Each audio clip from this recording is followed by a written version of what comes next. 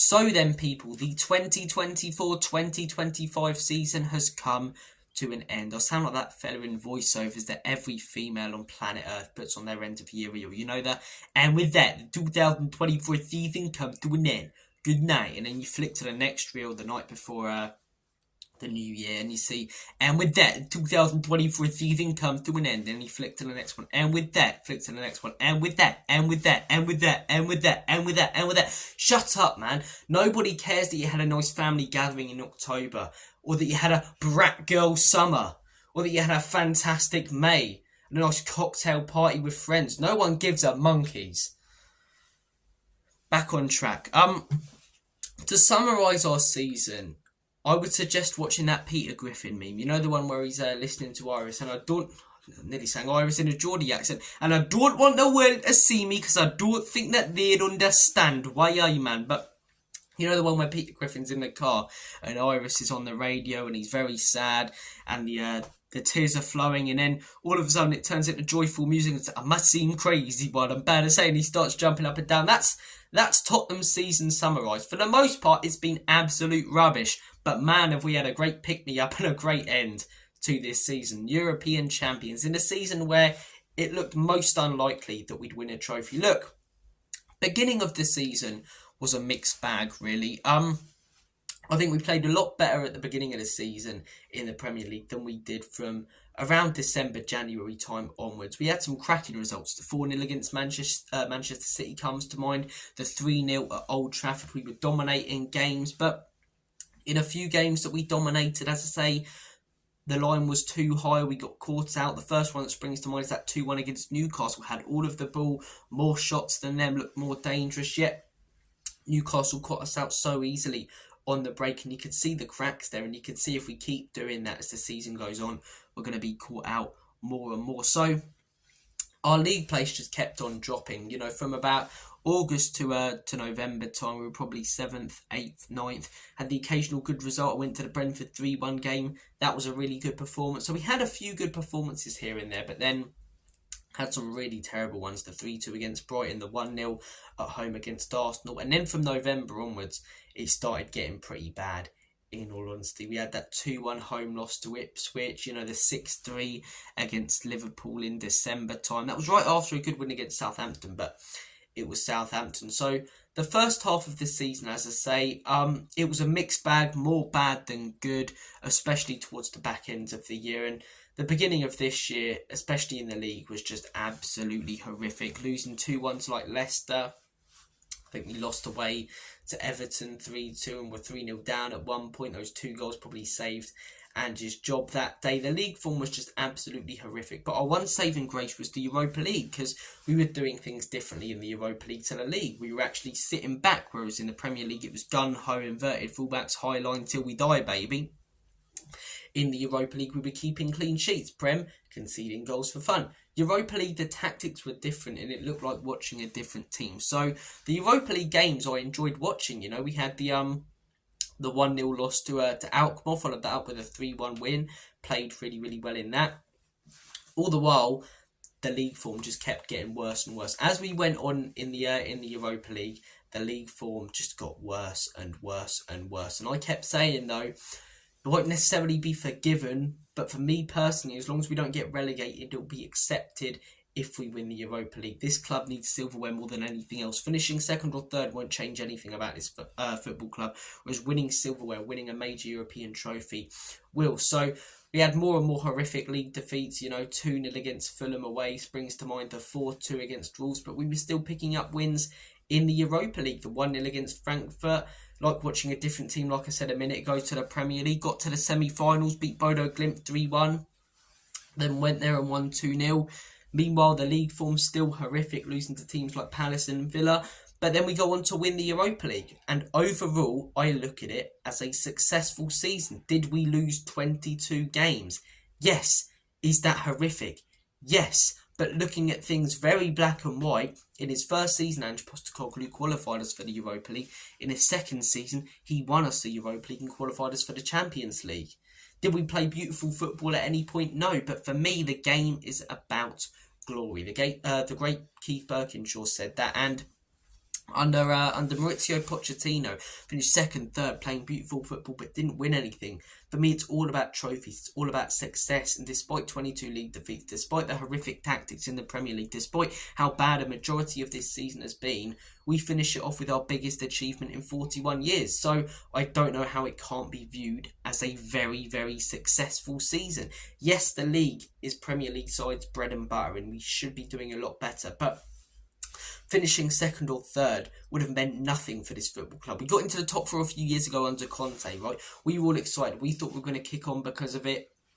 Season after, Arsenal, who we beat to the top four place, were contending for the league whilst we were struggling to get into Europe. For me, winning a trophy would change so much for this football club. For me, it gave us that moment as fans. Yeah, as a fan base, we haven't enjoyed watching most of the football that we've seen this season. But did I ever get a moment like I had Wednesday under Poch? No. Did I ever get a moment like I had Friday under Poch? No. We had some great wins under Poch. The Ajax one of the best moments of my life as a Spurs fan. But the problem was all of these great, wins, the Champions League campaign, they led to nothing. They led to defeats at the crunch time when it mattered most. And that's what we get bantered about, praising failure, basically. We released a book about that 2018-19 Champions League campaign. Not many other clubs would do that because, as special as it was, we didn't win it. At the end of the day, yeah, the Manchester City win, the Ajax win, the performances against Dortmund, they were special, but we didn't go on to win it. Football's about winning, and despite the fact, as I say, that this season there aren't no Champions League teams in the Europa League, despite the fact that the format's changed.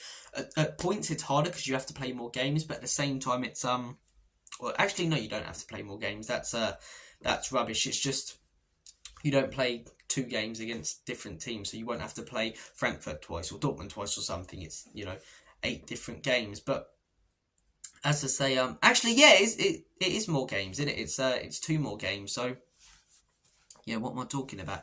Is it? I don't know what I'm on about. I'm getting confused. But the Europa League format has changed for better or for worse. But we've taken advantage of it. It's a major trophy. It's not like the Conference League, the Carabao Cup, which I'd still take winning, but it is a big trophy. It's a recognised trophy. It's got a lot of history, and we've went on to win it. And whatever I've said about Ange Postecoglou this season, whatever you've said about Ange Postecoglou this season, you cannot deny that he is now our most successful manager in 41 years since Keith Birkinshaw. So therefore, for me, he at least deserves to start next season. If you want more Ange talk, check out my video the other day about why we should keep Ange. But I've been massively critical of him all season because I didn't believe he was capable of winning a trophy, which is what I care most about. League position for me, if you're not first or 18th, 19th or 20th, it is all about winning silverware, and he has done that, and we have done that this season. So in the history books, it will go down as a successful season. In 10 years' time, those 22 league defeats, they won't be remembered, but that night in Bilbao will be remembered. That night in Bilbao will be remembered in 20 years, in 30 years, in 40 years, in 50 years. So as a season, watching it game by game, it hasn't been enjoyable, but it is finished with the best moment of my life as a Spurs fan, and probably the best moment of a lot of your lives supporting this football club, or just in general. Being at that stadium last Wednesday with my dad and granddad, watching that trophy parade on Sunday, party number 3 at the stadium on Sunday, they're memories that I will never forget, and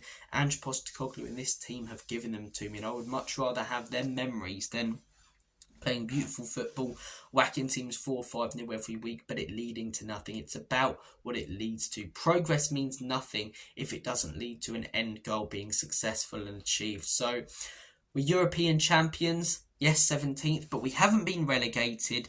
We are in the Premier League and we've won the Europa Cup. And for me, that is so much better than finishing second and not winning anything like them lot down the road have. So look, best performance of the season for me, I'm going to say that 4-0 against Manchester City. That was at the beginning of the season. After December time onwards, it was just poor performance after performance. Whereas then it was unbelievably good performance and an unbelievably horrific performance. Like I said earlier in the video, the 3-0 against Man U was brilliant. We had that 4-1 against Villa, which was really good. But that performance against City at the Etihad was just special. It really, really was. We sat in, we defended extremely well, we countered brilliantly. It was one of the best Spurs performances I've seen in one of our worst league campaigns alone ever. So that was probably the best performance of the season. Worst performance of the season, there's a lot to choose from, which isn't great. It really isn't great, is it? But I'll probably say our worst performance was the 4-2 away against Wolves. I think that was really poor.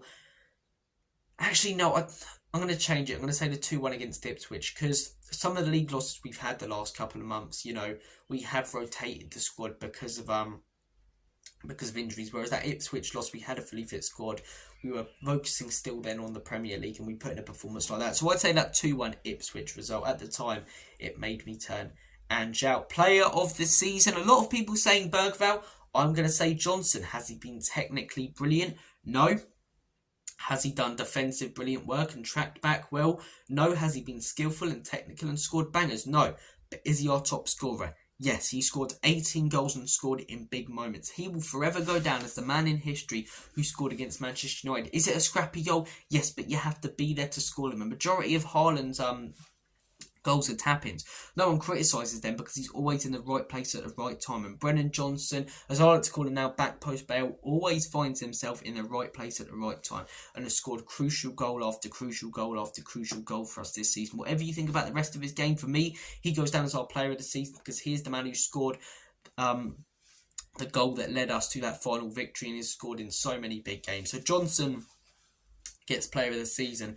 Couple of honourable mentions. Bergvall's up there for me as well. Gray, I would have said, because, you know, he had to fill in a position he wasn't used to in December, January, and did all right. But I think Spence has to be considered. Yeah, he hasn't played as much the last couple of months because Pro and Udogie have been back. But during that injury crisis, he was one of the shining lights in an otherwise pathetic team, really. So Spence definitely gets an honourable mention. Bergvall would be probably second. Johnson, for me, goes number 1. Van der Ven, Romero have had their injury problems, so couldn't put them first or choose them as my player of the season. Same with the wing backs. You know, Solanke, it's not been a bad first season. I don't think it's been a great first season, but he scored some big goals. The one against Frankfurt, the one against Bodo, and yeah, I don't mind what I've seen from Solanke in his first season. So player of the season has to go to Brennan Johnson. Worst player of the season, Probably have to. I mean, we've barely seen Venom. I'd say Tell. I really haven't seen anything from him that impresses me. Oh, but he's 19. Okay, that's not what I'm asking. If you can tell me how and when he's impressed you in a Spurs shirt and why we should keep him, then I'll be very open to the discussion. But since he joined us, I think he's been really poor. But look, end of the video. How am I rating this season out of 10? Without that Europa League, it's genuinely a minus like 100. Or realistically, it's a 1 out of 10. Literally the minimal. From 1 to 10, it's a 1. But with that Europa League, I'm gonna say it counts as a solid season overall. European champions, we've not been relegated.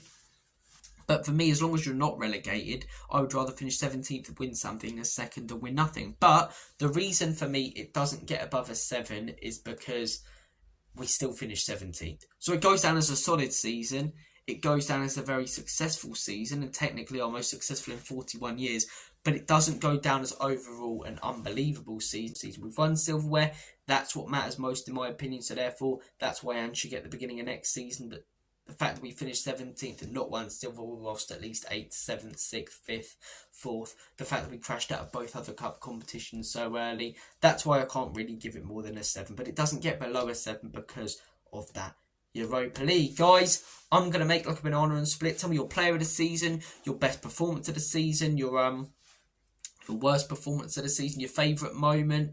For me, by a mile, that's that final when that full-time whistle went. Or probably that Mickey van der Ven clearance, actually, in all honesty. It wasn't at the time it set my heart racing, but looking back on it, unbelievable and something that will go down in history. But tell me your response to all the questions I've asked in this video. Give me your score for the season out of 10. Do you have it as a 1 because of the league form or a 10 because of the European success? I want to know it all, so please do let me know. Take care, all the best, and as always, come on you Spurs. God bless you all. Take care. Have a smashing day. See you later.